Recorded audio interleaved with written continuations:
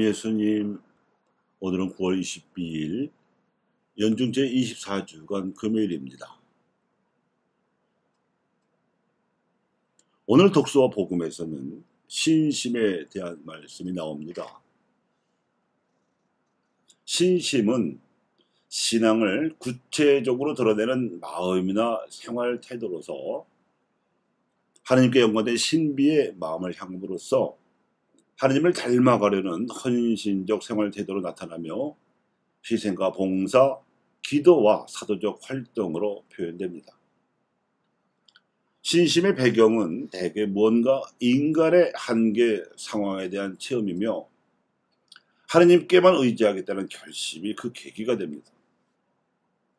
그 한계 상황은 사람들이 저지르는 죄의 무서움을 느꼈다든가 인생에서 빠질 수 없는 고통을 겪으면서 하나님의 도우심이 필요함을 애타게 느꼈다든가 또는 사랑하는 이의 죽음을 지켜보면서 하나님께서 그 영혼을 받아서 평안한 안식을 누리도록 기도해 보았다든가 하는 체험 등등입니다. 이러한 체험은 자연스럽게 아무것도 우리를 슬프게 하지 말기를 바라는 마음으로 발전하고 그 어떠한 것도 우리를 혼란스럽게 하지 말기를 바라는 마음으로도 발전합니다. 모든 것은 다 지나가는 것이며 오직 하느님만이 불변하시고 따라서 인내하며 살아가는 것만이 우리를 슬프게 하고 또 혼란스럽게 하는 모든 것을 이긴다는 깨달음으로 발전합니다. 우리가 찾는 평화는 하나님께만 있으며 하나님을 차지하면 모든 것을 차지하게 되리라는 희망으로도 발전합니다. 주어진 모든 것을 사랑하고 이런저런 인연으로 만난 이들도 사랑하며 하나님께만 그 사랑을 드리려는 마음이 신심의 열매입니다. 교회 전통에서는 초대교회 이래로 구원의 원천이신 예수 성심, 성모 신심, 또 성인 신심들이 전해져 내려왔습니다. 이러한 신심에 바탕하여 성체 현시라든지 참회절 같은 준전례적인 예배 행위에 열심히 참여하는 태도로 나타나기도 하고 묵지기도나 십자가의 길 예절을 자발적으로 바치는 비전례적 예배 행위로도 나타납니다. 이들은 완전한 예배인 전례, 특히 미사를 지향하는 것이 일반적입니다. 이러한 헌신적 생활 태도로 인해 얻어지는 일차적인 열매는 우선 자기 자신의 성화이며 2차적으로는 교회의 쇄신이고 3차적이고 궁극적으로는 세상의 복음화를 지향하는 것입니다. 박해시대 천교 신자들은 오직 신앙생활을 자유롭게 하고자 심산유곡을 찾아들어 교촌을 세웠습니다.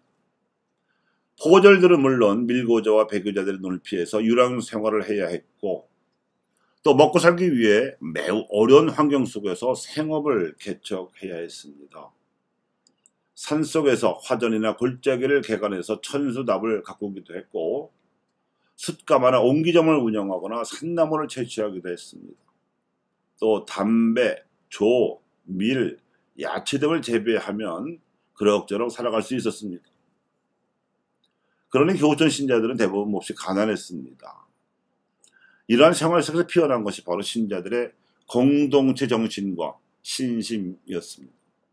교촌에서는 과거의 신분이나 재산 또는 얼마나 배웠는지 등을 따질 필요가 없었고 공동의 생업을 위해서 모두가 동등한 위치에서 서로 돕지 않으면 안 되었습니다. 공동 작업과 공동 분배의 생활 방식은 필수였고 공동 기도 역시 자연스럽게 정착되었습니다. 박해 시대에는 기도서나 교리서, 신심서적을 구하기가 쉽지 않았기 때문에 부모들은 자신들이 알고 있는 신앙 지식들을 자녀들에게 입으로 들려주면서 신앙을 전수해 주었습니다. 특히 입술 배교자들의 경우 보석하는 심정으로 더욱 철저하게 신앙을 거의 단련 수준으로 이행하면서 자녀들에게 본을 보였습니다. 자식들에게 부끄럽지 않은 부모가 되겠다는 그런 말인 거죠. 이에 대한 문헌 증거가 경상도 포항 지방에서 유배 생활을 했던 최해두가 남긴 자책입니다. 모두가 치명했다면 영광은 있겠지만 교회는 사라졌겠죠. 그런 이런 입술 배교자들이 치명자들보다 더 많이 살아남아서 우리 교회를 이어 주었습니다. 신앙의 생활화 과정에서 뚜렷이 나타난 것이 나눔과 봉사활동이었습니다. 애금과 단식은 자신들의 허물을 씻기 위한 지향으로나 끼니가 떨어진 이들을 돕기 위한 지향으로 필수적이었습니다. 상가 봉사활동도 빼놓을 수 없었습니다. 그러면서 기회가 닿을 때마다 자신들의 생활 양식에 입각한 신앙 도래를 전파했습니다. 이처럼 교우촌의 신자들에게는 신앙과 신심이 경제 생활의 목적이었습니다. 오늘 복음 말씀 생각해 보지요. 재물을 하늘에 쌓아서 이웃과 나누라고 가르치신 예수님께서는 스스로 생명의 빵이 되셔서 먹고 사는 경제 문제를 신앙 문제와 하나로 만드셨습니다. 그런 가르침을 깨닫고 예수님과 12제자를 시중들어준 여인들이 있었습니다. 막달레나, 요한나, 선나 등의 여인들은 12제자의 못지않은 신심으로 초대 교회를 세우는 사도들이 되었습니다. 특히 막달레나는 사도를 위한 사도라고 높이 존경을 받고 있습니다.